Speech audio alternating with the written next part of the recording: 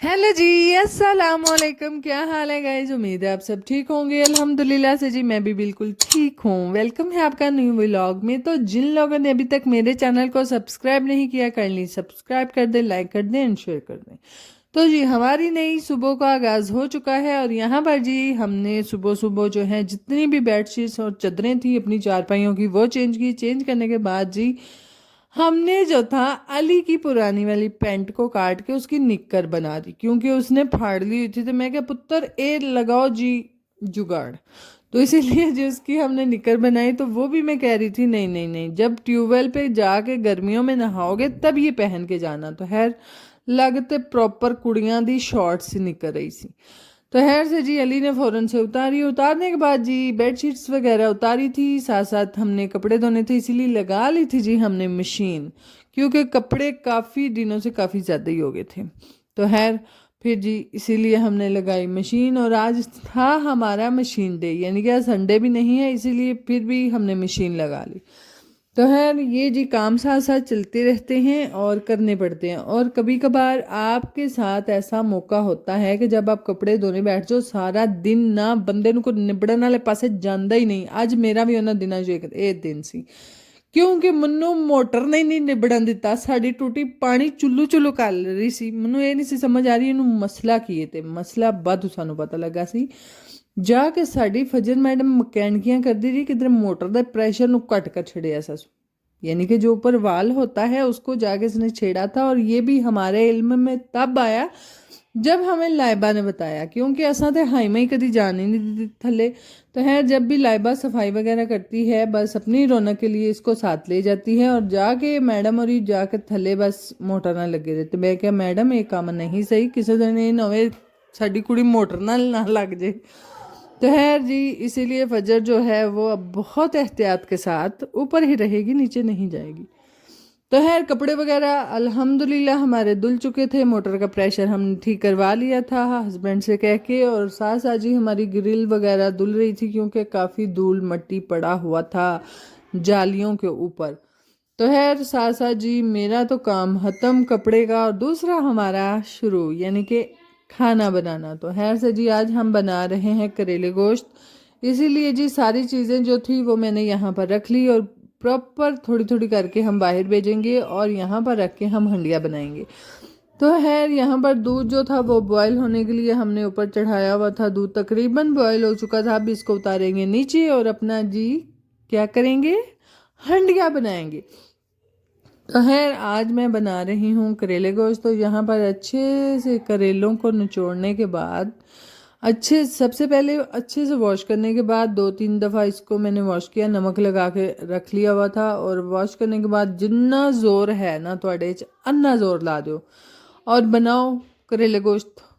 तो खैर से जी यहाँ पर मैंने अच्छे से निचोड़ के तो करेले जो थे वो सारे के सारे फ्राई कर लिए। फ्राई करने के बाद निकालने के बाद प्रॉपर जिस तरह से करेले गोश्त बनते हैं हम वैसे बनाए। एक तो निकल दसा ये जिन्ने को कोड़े बने सन ना मनो आपने सी समझ आई होया की सी, यानी कि साड़ी शाम ਨੂੰ ਕਿਸੇ ਬੰਦੇ ਖਾਦੇ ਹੀ नहीं। वो कह लो मजबूरी का नाम शुक्रिया है ਉਹ ਹਿਸਾਬ ਸੀ। ਅੱਜ ਮੇਰੇ ਨਾਲ ਵੀ ਯਕੀਨ ਕਰੋ ਮੈਂ ਇਮਲੀ ਦਾ ਪਾਣੀ ਵੀ ਪਾਇਆ, ਮੈਂ ਨਾਰਦਾਣਾ ਵੀ ਪਾਇਆ, ਮੈਨੂੰ ਆਪ ਨਹੀਂ ਸਮਝ ਰਲੀ ਕਿ ਕਰੇਲੇ ਇੰਨੇ ਕੋੜੇ ਕਿਉਂ ਹੋ ਗਏ। ਮੈਂ ਤਾਂ ਧੋਤੇ ਵੀ ਨੇ ਨਿਚੋੜ ਨਿਚੋੜ ਕੇ ਮੈਂ ਪਾ ਰਹੀ ਹਾਂ, ਜਿੰਨਾ ਮੇਰੇ ਜ਼ੋਰ ਹੈ मैं उन्ना ला रही हाँ। बहरहाल जी ये क्यों कोड़े बने ने। तो खैर जी ਉਹ ਹਿਸਾਬ है जी सोने ते सुहागा। पुप्पो कह रही थी चलो मेरे लिए तो चंगे ने, ਮੈਨੂੰ शुगर है मैं पई थोड़े थोड़े ਖਾਂ ਦੀ ਹੈ, ਤੁਸੀਂ ਸਾਲਨ ਰੱਖ ਛੜੋ। ਮੈਂ ਕਿਹਾ ਚਲੋ ਜੀ ਇਹ ਵੇਖ ਲਓ ਕੰਮ, ਅਸੀਂ ਭਾਵੇਂ ਵਹਿੰਦੇ ਰਹੀਏ बस जी कदी कदार इंज हो ही जाता है। बहरहाल ਮੈਨੂੰ ਆਪ ਨਹੀਂ ਸਮਝ ਆਇਆ ਕਿ ਕਿਉਂ ਕਰੇਲੇ ਕੋੜੇ ਰਹਿ ਗਏ ਨੇ। ਅਗਰ ਤੇ ਤੁਹਾਡੇ ਕਿਸੇ ਭੈਣ ਭਰਾ ਕੋਲ ਕੋਈ ਟ੍ਰਿਕ ਹੈ ਕਿ ਕਰੇਲੇ ਕੋੜੇ ਨਾ ਰਹਿਣ ਤੇ ਕਾਈਂਡਲੀ ਮੈਨੂੰ ਜ਼ਰੂਰ ਦੱਸਿਆ। ਮੈਨੂੰ ਤਾਂ ਇੰਜ ਲੱਗਦਾ ਨਾ ਕਰੇਲਿਆਂ ਦੀ ਕੋਈ ਨਸਲ ਹੀ 2 ਨੰਬਰ ਸੀ ਜਿਹੜੀ ਕਿ ਇੰਤਹਾ ਦੀ ਕੜਵੀ ਸੀ।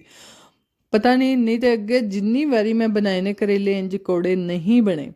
तो खैर यहाँ पर जी मैं जो है करेले साथ साथ फ्राई करते हुए फजर जो है यहाँ पर मुझसे मांगते हुए टमाटर के मामा मैंने टमाटर खाना है।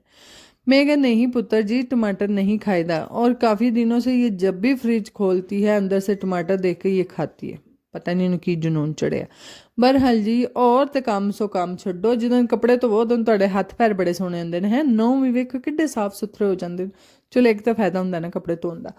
तो यार करेले तकरीबन मेरे फ्राई हो चुके थे, मैंने ज़्यादा फ्राई नहीं किए थे, तो और यही बस कसर रह गई होनी है कि मैं ज़्यादा फ्राई नहीं किए ता ही कौड़े रह गए।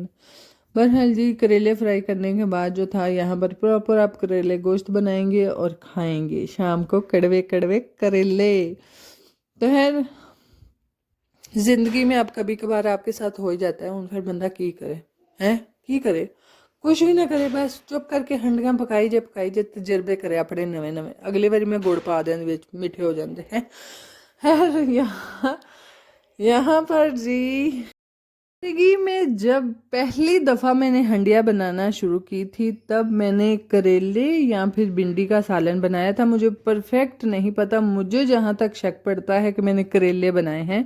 ज़िंदगी में फ़र्स्ट टाइम जब मैंने पहली दफ़ा कुकिंग की थी तब मुझे अब्बू से 50 रुपये इनाम भी मिला था कुकिंग पे, यानी कि तब मज़े की हंडिया बनी थी। और यकीन करो मनु नहीं सी पता होंदा तेल हांडिए च पाईदा किवें। मैं जिवें उल्टाई दड़म हांडिए च नहीं पिया, हांडी तो पिछे पिया है। तो फिर अब्बू जी क्या कोई गल नहीं, जो चीज़ नसीबां च हुंदी है लभ जाती है, जो नसीबां च नहीं हुंदी नहीं लभदी। बहरहाल जी मेरी अम्मा जान कित्थे मैनूं छड्डण वाले सन, सौ मैनूं अम्मा जान गल सुनाई सी कि धीए अज पेके घर है ना ते हाल है एडी बेहतियाती नाल, अगले घर चल तेनों फिर पता लगेगा।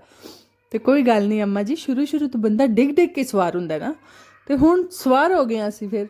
तो खैर इसीलिए जी ये करेले की रेसिपी जो है ये है तो मेरी फर्स्ट टाइम और अब तक चल रही है, यानी कि मैं पहली बारी भी बनाए सन उदों तो स्वादी बन गए सन, अज इन्होंने की मौत लड़ी है। तो है कोई गल नहीं, चलो छोड़ो, इन्ना भी अफसोस चंगा नहीं होंदा। बहरहाल जी हमारा साथ साथ जी सहन दुल रहा है, आसमान देख सकते हैं आप। मैं भी कदी कदी ने मैं इंज दे नीले आसमान आर दा सूट लेना है, नहीं नीले रंग का लेना है, नीले आसमान आर दा।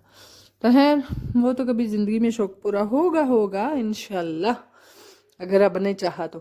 है यहाँ पर जो है बाकी जी मस्तियाँ चल रही थी फजर के साथ। ए वेखिया जी थे इनू सरप्राइज दे रही, उन्होंने आंदी अखां बंद कर ते उत्ते हत्थ दे उत्ते रखिया सप ते फजर डर गई। हाय अल्लाह किड्डी नन्नी मुन्नी बच्ची वेखा बेचारी डर गई। मैं क्या लाइबा छड़ दे कम, तू आइंदे साढ़े ना शैतानियाँ ना करया कर। जी उसकी फजर के साथ काफ़ी अच्छी वाली बनती है, तो इसीलिए फजर के साथ मस्तियाँ कर रही है। तो मैं कहा चलो लगियां, चलो ਤੁਹਾਡੀ ਕਿਹੜਾ ਪਤਾ ਲੱਗਦੀ, ਤੁਹਾਡੇ ਮੂਡ ਸਵਿੰਗ ਹੋ ਜਾਂਦੇ ਨੇ, ਕਦੀ ਤੁਸੀਂ ਲੜ ਪੈਂਦੀਆਂ ਕਦੀ ਤੁਸੀਂ ਹੱਸ ਪੈਂਦੀਆਂ ਹੋ, ਮੈਨੂੰ ਤਾਂ ਆਪ ਨਹੀਂ ਸਮਝ ਆਉਂਦੀ ਕਿਦੋਂ ਤੁਹਾਡੇ ਦੋਸਤੀ ਹੋ ਜਾਂਦੀ ਕਿਦੋਂ ਤੁਸੀਂ ਲੜਦੀਆਂ ਹੋ। ਬਹਰਹਾਲ ਜੀ ਵੇਖੋ ਕਿੱਡੇ ਸੋਹਣੇ ਲੱਗ ਰਹੇ ਨੇ, ਅੱਲਾ ਦੀ ਕਸਮ ਮੈਨੂੰ ਤਾਂ ਵੇਖ ਕੇ ਰਸ਼ਕ ਆਉਂਦਾ ਸੀ ਕਿ ਮੇਰੇ ਹੱਥਾਂ ਹੀ ਹਾਂਡੀ ਪਕਾਈ ਹੈ। ਸ਼ਾਮ ਨੂੰ ਪਤਾ ਲੱਗਾ ਕਿ ਸਾਰਾ ਹੀ ਕੀਤੀ ਕਤਰੀ ਮੇਰੀ ਖੂਹ 'ਚ ਪੈ ਜਾਣੀ, ਮੈਨੂੰ ਕੀ ਪਤਾ ਸੀ। है जी फिर किसी देसी फैमिलियां आना सा भी बोटियां कट कट खादियां सन, करेले असा नहीं सन खाते। तो खैर इसीलिए जी हंडिया जो है यहाँ पे देखने में मज़े की लग रही है, नहीं सी स्वादी।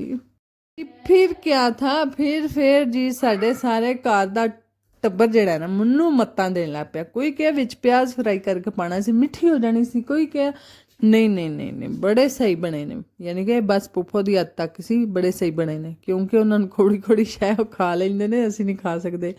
बच्चे कह रहे थे मामा ये नहीं मज़े की बनी, तो खैर हम जी फिर देखते दिखाते। फिर मैं क्या चलो कोई गल नहीं, अगली बारी सही केड़ा एक बारी फिर शह नहीं सही बनती, अगली बारी फिर खराब बना लाते, फिर गल्लां सुन लाते। और जी साथ साथ बच्चे जो थे वो खेल रहे थे और परिंदे अपने घरों को वापस जा रहे थे और मक्खियाँ इंतहा की थी। यानी कि मैंने ये नहीं समझ आती, मैं कपड़े तारा तो पाए नहीं सन, हाले मेरे पूरे सुके भी नहीं सन, मक्खियाँ इन्नियां को सन ना मैंने समझ नहीं सी आ रही। ਕੱਪੜਿਆਂ ਦੇ ਉੱਤੇ ਬਹਿ ਕੇ ਨਾ ਅੰਨੀ ਪਾਈ ਸੀ। ਮੈਂ ਕਿਹਾ ਇਹਦੇ ਤੋਂ ਪਹਿਲਾਂ ਮੇਰੇ ਧੁੱਪਿਆਂ ਨੂੰ ਇਹ रंगण ਅਸੀਂ ला के अंदर ही ले चलने। तो है जी कपड़े फ़ौरन से उतारे और यहाँ पर जी मैंने बना ली थी चना चाट। यकीन करो जिदन साढ़े घर शायद स्वाद दी बन जाए ना उदन थोड़ी बनती है। हाय अल्लाह फिर जो साढ़े घर भंड पैंदा है ना वो तो फिर सानू ही पता है ना। बहरहाल जी अगर आपको हमारे व्लॉग अच्छे लगते हैं कर लाइक शेयर एंड सब्सक्राइब कीजिएगा, दुआओं में याद रखिएगा, अपना ख्याल रखिएगा जी। अल्लाह हाफिज़। जाने से पहले ये जी छोटा सा हमारा व्यू देखते जाए। मैं रोटियां पका लियां।